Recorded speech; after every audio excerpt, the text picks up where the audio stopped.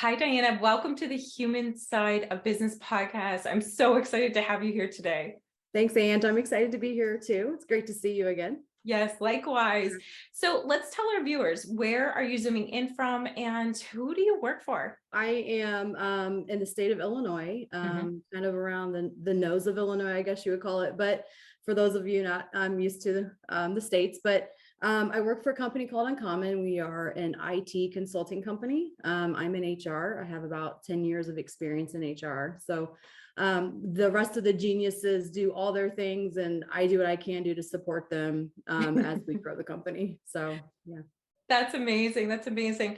And what I'm really excited about having on the podcast, Diana, is because we've been kind of back and forth around the topics and how they blend with regards to self-awareness as well as difficult conversations. And it sounded to me like in the background, in our kind of green room, we'll say, that there's something kind of pulling at your heartstrings. So let's dive in.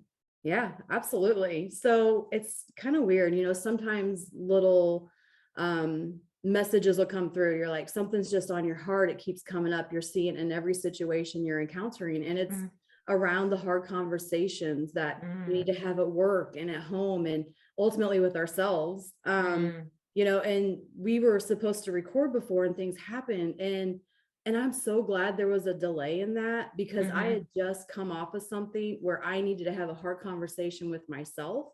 And like that vulnerability, we've talked about that. Right. And I probably wasn't in the right headspace. And so that delay, divinely guided, whatever, helped me kind of process some stuff and work through some things. I had some work things, like some life things. So, I think it's trusting in the timing of when to have conversations as well. So I don't know, that's kind of a lot of coming out right now, but that's kind of just ripping off the freaking Band-Aid here, aren't we?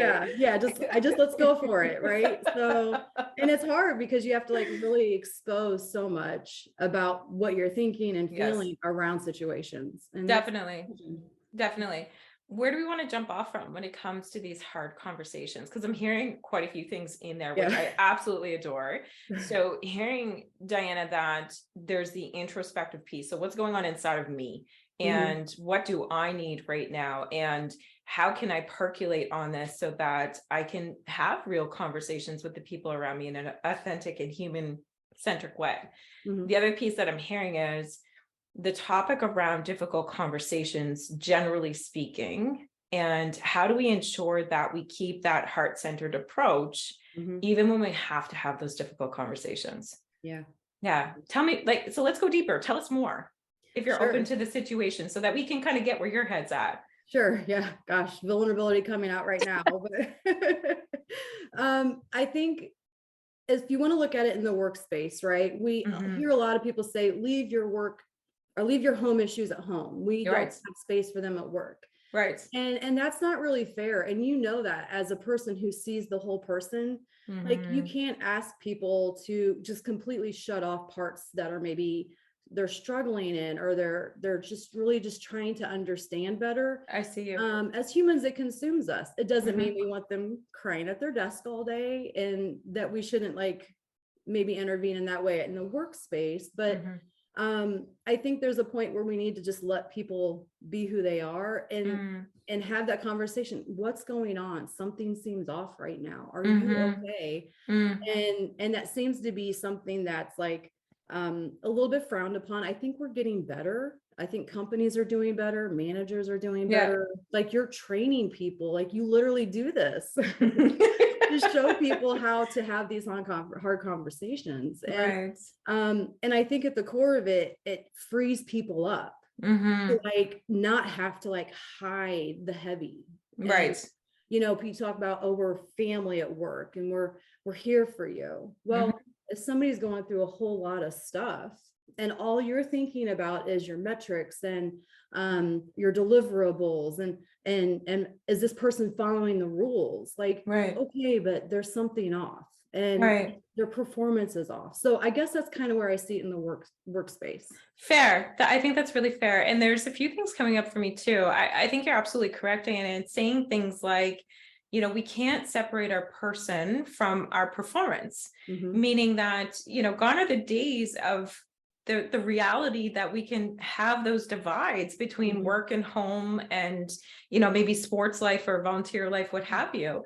Mhm. It's just not a thing. And having that pressure on your team members, whether known or not known in the workplace, can add levels of stress. And I think that's where a lot of perfectionism is allowed still in the workplace, Mhm. because it's like, I got to do my 40 hours, I have to hit my objectives, I have to be strong, I have to be able to take all of this on. And I think what we're forgetting is that, of all the emotions that we have, we're meant to experience them all. Mhm. It's how we look at it from a perspective of, what's really coming up for me. I think that's the first perspective is, Mhm. really understanding ourselves in the moment, Yeah. and being able to make, I guess, cognitive decisions around how we want to look, feel, see, believe, and then act upon these conversations. Mhm. I really think it always starts back with that self-awareness piece Yeah. as to how do I perceive myself, and am I correctly understanding how others perceive me? Mhm. And I think we forget the secondary piece of it oftentimes. The other thing that comes up for me when it comes to difficult conversations is, that self-management piece. Mhm. So to your point, I loved what you said, Diana, divine time or not, it allowed you to take space to think. Yeah. And for some individuals, that can be a really hard act to follow, Mhm. as to be able to understand when you need space, how to take that space respectfully, especially in the workplace, and then being able to come back to the table to have, a curious conversation, I guess is what I like to call them. Yeah, I like that. Yeah, Curious yeah, conversation. It's great. yeah, yeah, Yeah. definitely. Because that's really how you get down to it, right? If I'm at work and something is incredibly triggering me today, Mm, and I don't have the self-awareness around it, then I'm going to charge through my day and just tear definitely. everything up in my path. Right. And so to me, that's, oh, I see something there triggering me. I need to be curious about it. What's going on? And Mm-hmm. you can kind of drill down a little bit. Like, um, for me, it's, well, maybe I thought I was supporting correctly, and now I feel like I didn't support right. And now I'm Mm-hmm. like, oh my gosh, am I not good enough in this moment? And that Mm, is, some people double down. Well, now I'm going to really prove it. And some right. people are like, I'm just going to shrink. Mm, And mm-hmm. and that's something I used to do. I used to shrink when I felt that little bit of like pullback from, maybe Right. I didn't do good enough, that Right. perfectionist. But if I haven't worked on that in myself, that trigger can really cause issues in the relationships around me, including with myself. Definitely, for Yeah. sure. The other thing that I was hearing you speak to was the normalcy, or making difficult conversations normal. Not that we want to approach every conversation with it Right. being challenging or complex or difficult, but when they do arise, having the culture set in place Mhm. that at the end of the day, we trust that we're looking at this, from a place of curiosity in the first instance, and navigating it from a place of problem solving. Mhm. It's like Brene Brown said, it's being able to uh, be in the arena together, right? We're ready to rumble. That's a quote that I love. My business partner and I use it together. Whenever we're strategizing, we make Yeah. jokes, are you ready to rumble? Because we know what that signals to each other is that we may have debates, we may Yeah. have disagreements. It may feel a little bit uncomfortable or challenging because we're talking about money. We're talking about investments. We're talking about, strategizing and export and all this great stuff for our services. But at the end of the day, we're two very different people that complement each other, that make our business great. And so when it comes to, I think, a culture set, it's making sure that your team members know that it's okay to have differences of opinions. Yeah. It's how we go about it. Mhm. And trusting the fact that at the end of the conversation, we may not always have a resolve immediately, but minimally we're going to have some action steps or something else to percolate on so we can come back to the table for future conversations. Mhm. We all really have the same need at the end of the day, and that's to be heard and seen. Mm-hmm. And to have space held for us for a little bit. If I'm talking to the CEO and I say, hey, this is bothering me, and he's really gruff and rough, which he's not, but if he was, that would change my dynamics as an HR, 100%. right? And then that would also change the way that I deal with my coordinator or my director or anybody else and a manager. I'd be like, well, that's just the way we go. But I think it's the culture that is fed by them. What I'm hearing is you're collecting your thoughts around, when it comes to difficult conversations, if we're in the middle of an organization and the culture's not set as to where we need it to be or where we think it should be collectively, then it can be really difficult in managing ourselves and therefore reacting to either gruffness or heightened tensions or things that could be quote unquote triggering to ourselves. I'm also hearing veins or things like, how do we have difficult conversations with our direct reports or our team members, even our peers, so that we can stay engaged? Because at the end of the day, that's, to me, in my mind, the name of the game. We need to make sure that our team members are engaged. Right. It is a place of work. We do need productivity. It does matter, but how we go about it, coming back to that human-centric word, that's what matters the most. And it's figuring out all of these dynamics of, with the CEO in that example, do I need to adapt to his style? And he's just more of a dominant personality. So it's me showing him how we're winning. And if he's gruff with me, I'm able to feel confident enough to ask questions so that I get what I need as well, by way of a little bit of calming and understanding where his gruffness is coming from. And conversely, from a leadership perspective, being able to know, trust, and adapt for your team members, right? And so it's knowing what your team members need, trusting that when your team members come to you, they're coming from a place of good, or there's something that's coming up in them that needs attention, and adapting as much as predictably possible without being fake, so that at the end of the day, you're walking away with a win-win. Right. Yeah, because people, I think, inherently want to do a really great job. Yes, I believe They it. just do. And sometimes you hear the conversations of, oh, they're lazy or they don't want to do this. But are you motivating them correctly? And are you having that, hey, what's going on? What do you really, and sometimes we think a hard conversation is because somebody's done something wrong. For some people, a hard conversation is actually getting to that next level of connection. 100%. Right. And it's kind of frightening. And I think that's really where the magic is, though, because you find out what makes people tick, and you find out, oh my gosh, you're curious about this and you're motivated by this. Well, I've been thinking about a project, and this is like kind of where we're aligning. And so it's giving people the freedom to just express and be who they are without fear of, I'm not going to fit in here because I'm different, And I think that just creates the space for people to kind of showcase the gifts and abilities that we don't see on a resume. For sure. And so when we're talking about difficult conversations, Diana, what's your perspective of, and based on your experience, when it comes to individual team members, how do we discuss difficult conversations? So not the difficult conversation itself, but with a team member, understanding how to even approach the subject. I think the first step is to be a listener, which sounds so basic, right? Yeah. If you're having a conversation with somebody and you kind of hear them talk about, they keep saying the same words over, or they keep bringing up the same situation, that is something in them that they need seen.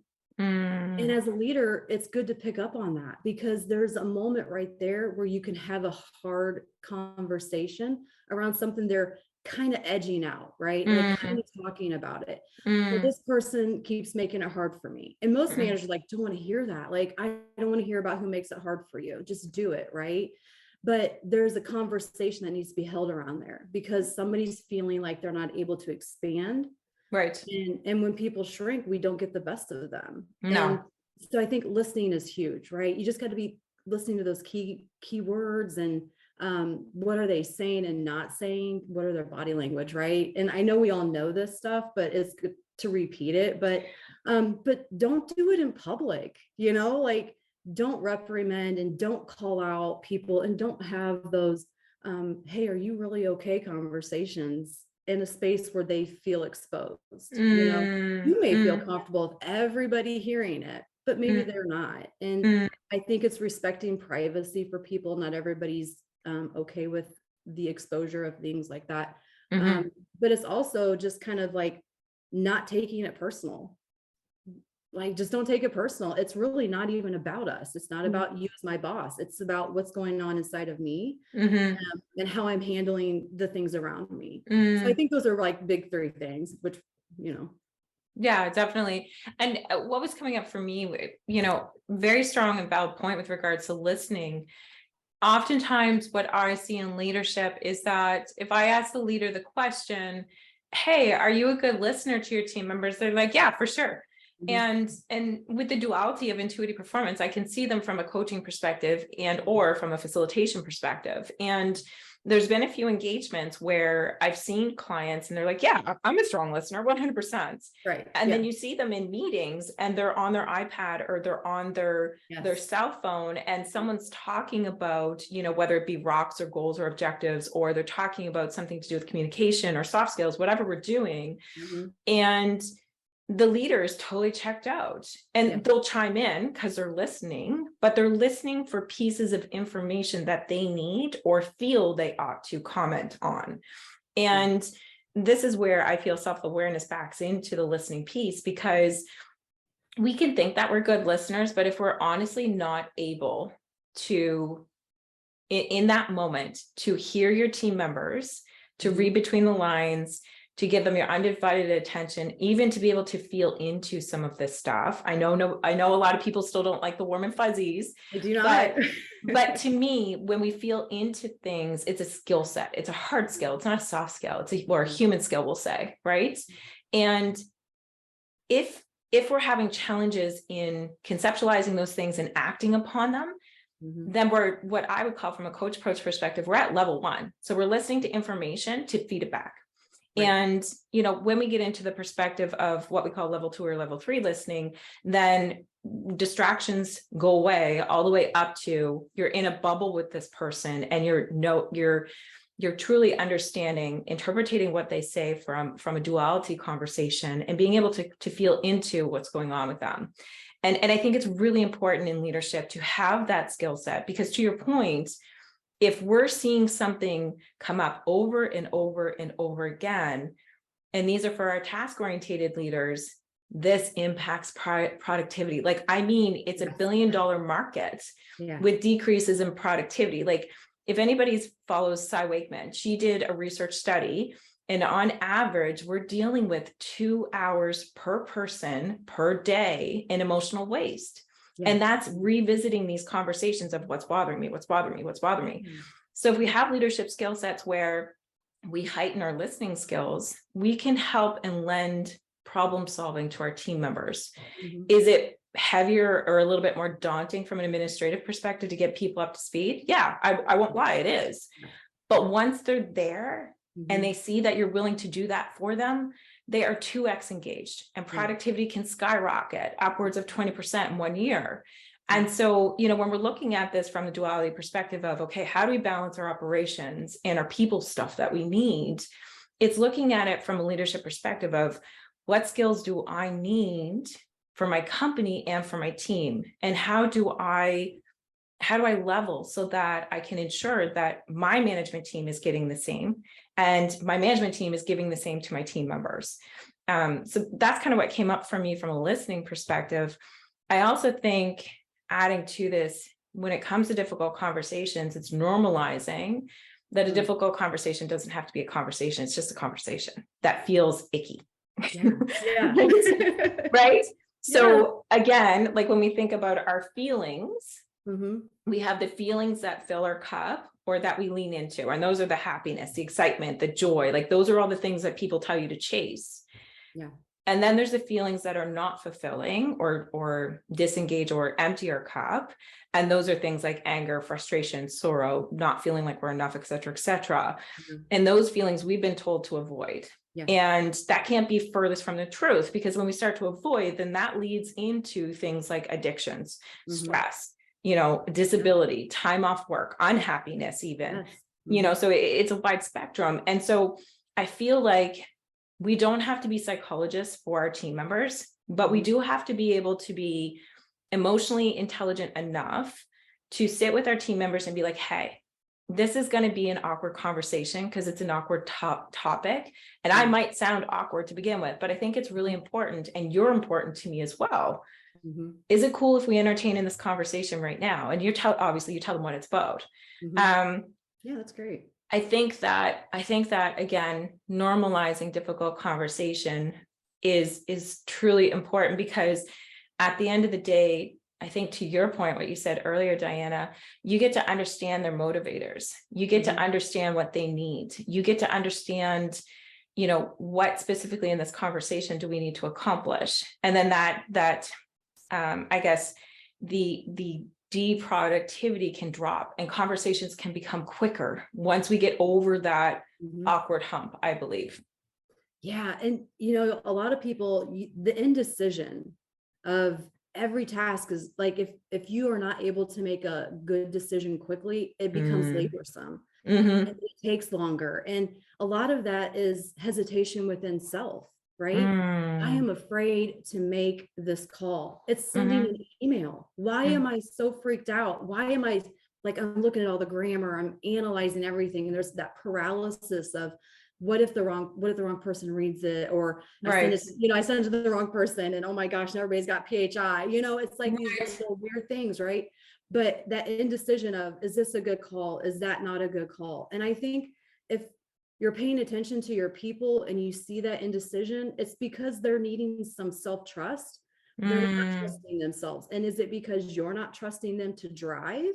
Or are they not trusting themselves? So to me, that's a big signal.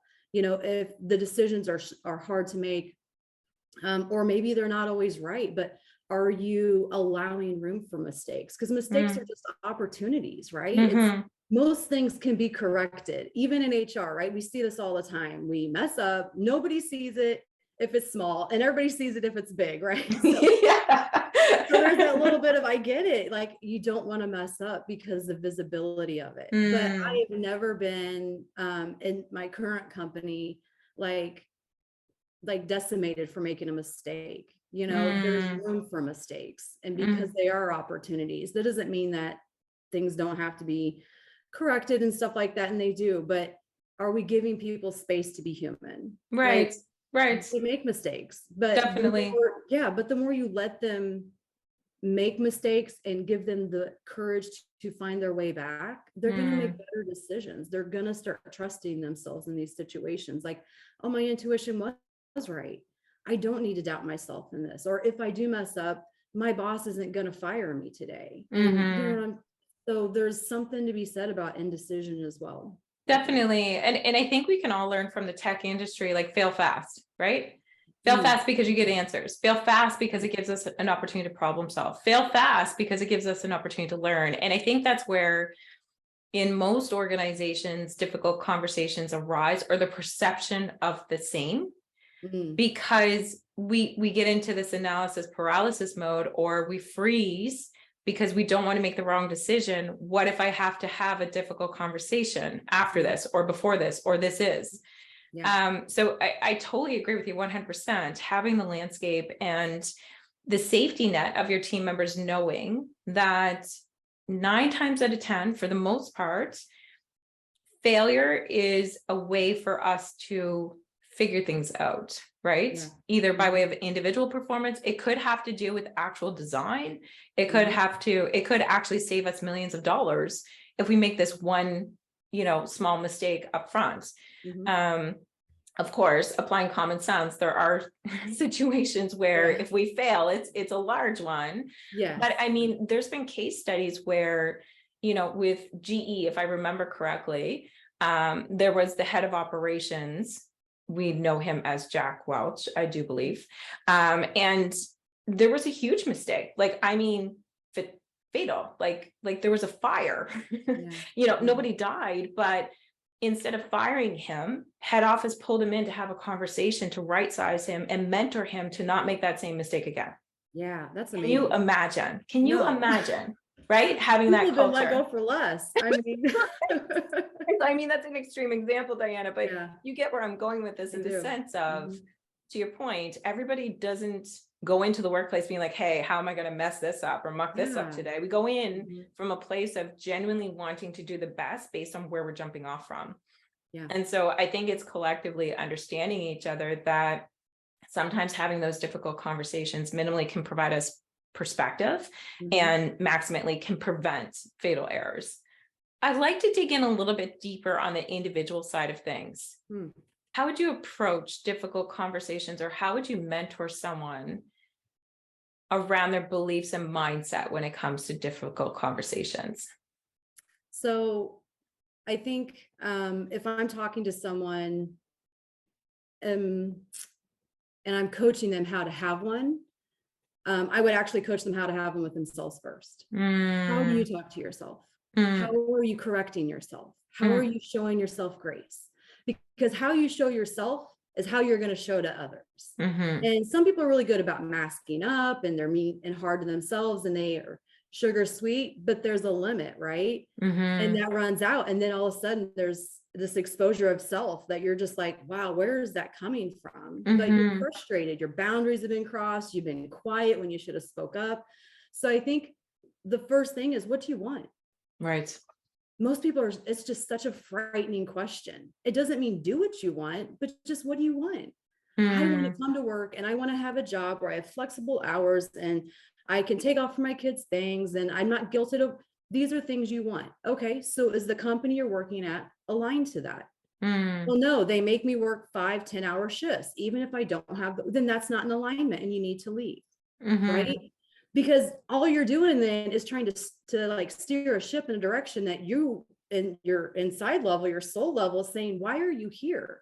You're missing mm, out on family stuff, which you said is important. You're mm, missing out on downtime because you said it was important, but now mm. that's important. And I think there's more to it than that, other than just the hours and stuff, but it's really, what do you want? I want to go in, I want to do a good job, and I want to support. I love to support people, and it Right. makes my heart so full, right? I But know you. I know you. Like, I mean, yeah, I think we've only had like two conversations, yeah, but immediately my heart sang as soon as I heard you speak about people, yeah, because you have a passion. It's not just a job of HR. Like, you yeah, genuinely want people to do well, using your words, on a soul level. And yeah. I think if we're digging deeper from a tactical perspective, I love that question. Even when it comes to day-to-day difficult conversations, what do you want to get out of this? Yeah. Right. And so essentially you're contracting with yourself and then can contract with others Mm-hmm. to say, I thought about this. Here's what I want to get out of this conversation. I want to hear too. What do you want to get out of this conversation? Yeah. Because I feel like when it comes to difficult conversations, those types of questions are often answered at the end.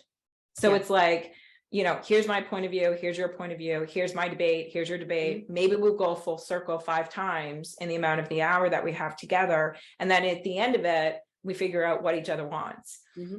I think if we kind of rip the Band-Aid off and come from a place of curiosity to Mm-hmm. understand what we want out of the gate, then that can prevent a lot of that circle debate as well as being vulnerable and normalizing it across all genders to Yeah. say Yeah. things like, I feel. Mm-hmm. At Yes. work, it's okay to say, I feel frustrated about this because, or Yeah. I feel excited about this Mm-hmm. because. Um, it's allowing people in so that they understand where you're coming from. Because if we were talking about something, like maybe we're talking about a new HR engagement project, and we have to have a difficult conversation around, do we attach a budget or not to this, right? And so Mm-hmm. I'm coming to you with a really exciting idea, but it's going to cost the company money. Whereas you're looking at it from maybe a level that has to do with budget, and conversely, we don't have it in the budget for the remainder of 2022, but have to look at 2023. Mm-hmm. If you were to just come across stern and say, no, we don't have it in the budget, Mm-hmm. and I turned around and I said something to the effect of, well, Diana, I'm feeling frustrated because I've spent like 6 hours researching these things. I thought this was for our Q4 rocks. Mm-hmm. I'm really confused as to why we're being so stern about the budget. Yeah. Then it can kind of allow you to step back and be like, oh, geez, Ange, I didn't tell you about the fact that we had an extra spend from an HR perspective. Oh, okay, well, that makes sense. Versus me holding on to my emotions and just telling you what it should be, and you holding on to your emotions and being like, okay, you need to back up. I don't know why you're coming at me, right? Or vice versa. Yeah. I think being asked why is very intimidating to a lot of people in charge. Yeah. Like, it's like this kind of like disciplinarian, like, you don't talk to me that way. And that's not true. I am a person who seeks clarification often. I need to know more. And it's not because I don't trust you. It's because I need to know if what I'm thinking in my thought process is on point. Am I tracking? And am I in alignment? So for me to go and to say, hey, why are we not able to? Well, most people would just be like, well, fine. Gosh, there's such a whatever. I promise I said I wouldn't try to swear today. So, but so no judgment. Such a beep, right? And why are they like this to me all the time? Every time it's a no. Well, maybe just ask the question. Right. And that's hard, because sometimes you get met with a door, and sometimes you just get met with more force, right? Of, like, well, now you don't feel like you're important enough to know the answer, but you're partnered in. So you do deserve an answer. And I think empowering people to ask why is a really great place to start too. Like, it's okay to ask me why. I'm not offended by that. Ask me all the whys, because the more you understand, then maybe the closer we get to understanding and moving forward with a different plan for Q1, right? So I think why is a really great thing to just start implementing into every conversation. Yeah, I enjoy that 100%. Yeah. When it comes to like a coach approach perspective, or even from an HR perspective, I think often asking why in some circumstances can add a level of combativeness. I just want to play devil's advocate for a second. Yeah, for sure. I know exactly where you're going with it, in the sense that asking, what's the purpose? How are we going about this? What does this mean to us? Those types of questions. But if I were to approach someone oftentimes and say, well, why did you do it that way? Immediately we go into, reactive mode, and reactive mode can mean different things to different people, from shrinking to defending. And so I appreciate and understand the reason behind asking the question can be hard, especially to your upper management team. And I think it's understanding your audience in the first instance to, Diana's, front loading her conversation. She's bold, she's open. So I can ask her why, 100%. Yeah. But I might speak to the CEO much differently, to be like, hey, can I have a little bit more information to have a full landscape or a full scope as to how we're approaching this? And inadvertently that can give me the why. Yeah, absolutely. Yeah. We should not walk into our C-suite. Why are you doing this? Like, there is definitely know your audience. Yeah. I'm glad you put that out there. Like, I don't want somebody losing their job because I was like, just ask why, and they do it. But I think it's fair to say you are empowered to ask why. Yes, very much so. Create that as part of your culture. Then, and then if you've done the work in yourself, then I'm not triggered by your why question or your 100%. I just see it as a bridge to get through a gap. And so that's why a lot of what you do is important too, because you're helping managers understand the why, the pushback. It's not really about you personally. No, it's just about the person trying to understand their place and what you're trying to create. People are afraid of being kicked out of spaces all the time. 100%, right? Figuratively and emotionally, for sure. So then being able to ask the questions just allows them to feel safer in their container that they're in. 100%. Yeah, so definitely. Just kind of stop being like, oh my gosh, you're challenging me. It's not a challenge, but it could come across that way. So people do need to watch their tone and the words that they use around the why. But if you can kind of train people how to ask why in a way that fits, I think it's a great way. Definitely.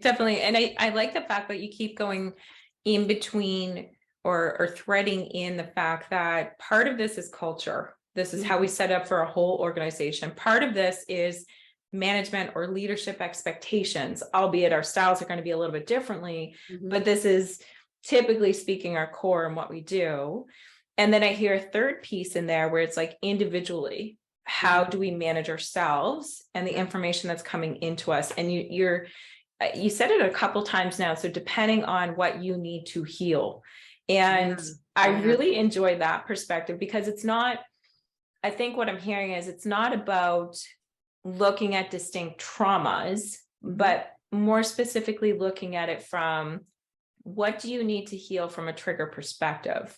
Because certain people can say certain things with an opposing intent of how we take it.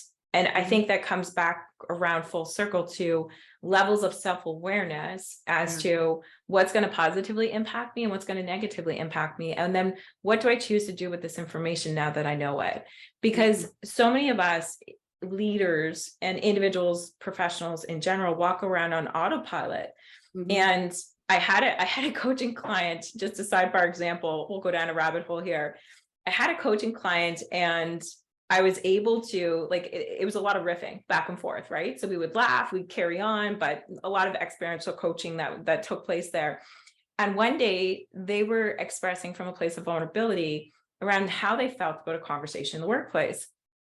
And I had this epiphany, and I was like, have you ever taken like training around your feelings, or training around emotional intelligence, or, are your parents psychologists? And I was being kind of sarcastic because I had that latitude to do so. And they were like, no, not at all. And I was just like, okay, I just wanted to understand the landscape before I asked this question. And I said, how can we be expected to manage ourselves as a leader in the workplace if we're not taught how to do it? And now we're adults. Yeah. Tell me more about this. And they reflected on it. They're like, oh, geez, wow. And so what was comical about this situation is that we co-created this idea that we're full-blown adults and professionals with MBAs, with, beyond whatever type of acronym you have behind, or letters behind your name. But when it comes to dealing with conflict, or dealing with something that makes us feel uncomfortable or excited or overstimulated, 9 times out of 10, it's like we have these little toddlers running around in our brain, these emotional toddlers, like, I'm triggered, I'm triggered, I'm triggered. So we all have different ways of reacting based on those triggers. But coming full circle, and out of that rabbit hole, I guess we'll say, Diana, I feel, looking at it from the perspective of, when it comes to healing our traumas, is more so around understanding our triggers and identifying what we need, right? Obviously, in different circles, in different conversations, in different scenarios, we're going to have different levels of how we express that. But I feel like it's a pendulum where we have to figure out, do I just ask for what I need, all the way up to, am I, naked with regards to the conversation to say, I'm feeling this way, I feel triggered, and here's why I feel triggered, and here's what I need from you. Can you be there for me? Depending on relationships, right? So that's kind of what comes up for me. And I think it's really important to make note of those types of things, because that's the basis of how we radiate within conversations, right? So if I'm always taking things personal in the workplace, how can I be overtly there for my team members? And I think that goes back to, what you were saying as well, with regards to being able to ask the question why, and normalizing that piece too. Yeah, it's the mirror first. Yes. And then the window, right? Yes. I love that. Yeah. This friend of mine, he said it one day, and I was like, oh my gosh, like, that is mirror so first, accurate. and then the window. Yeah. The mirror first, then the window. So the trigger hits, right? And that's the moment to pause and observe. What am I feeling? What's coming up? What am I really upset about here? Not judging it. It's just observing it, right? Well, I said I had to be done by this time, and they didn't care, and they kept going. Well, whose boundary was that? It was your boundary, and you're responsible for holding your boundary. So that trigger is saying, you're not holding a boundary. You're not speaking your truth. You're not in alignment. And instead of like addressing it, we just flare up from it because we're not observing it, right? We're reacting, we're responding, we're in that emotional muscle memory around it, right? Definitely. We're just like, oh man, this person's Susan. Every time it's Susan, right? But we're not really mad at Susan. We're mad at ourselves because we didn't hold the boundary to get home in time to be there for a commitment that we made. And now we feel shame around not meeting that commitment. 100%. And we're blaming the wrong people. Tell your boss, I cannot take meetings after a certain time on these days. And if they schedule them, you have to decline them. Hard, right? If you're higher up, it's almost impossible. Very If much you're so. lower, it's like even more impossible, because what if I don't get the promotion? What if I don't get the raise? What if I don't get the next opportunity because Will I'm I be judged? But that's my trigger, because it's important to me that I follow through on my commitments. And so a lot of times we think, oh, the discontentment that comes at work, it's a signal too. All of this is a signal. Are you in alignment with what you have said is important to you? Right. And so I don't know. It's just a really fascinating part of life. Into that, I go for hours on it. For sure. And likewise, Diana, I could speak to hours for you, with you, excuse me, on these types of topics around human-centric approaches. Really appreciative of you being here with me today. And wrapping things up, what would you say are the top 3 things to think about when it comes to difficult conversations based on what we spoke about today?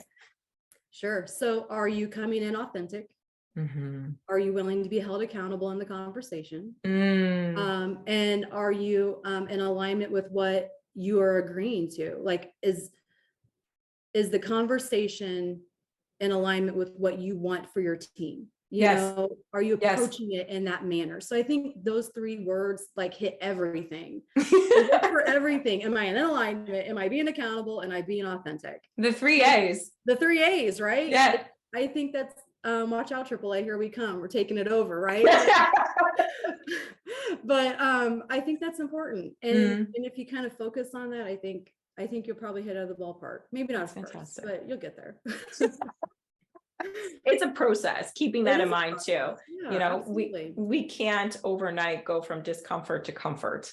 That's for sure. Yeah. Again, I really appreciate you. Thank you so much for being here, Diana. And my pleasure. And just a quick note to our listenership or subscribership out there.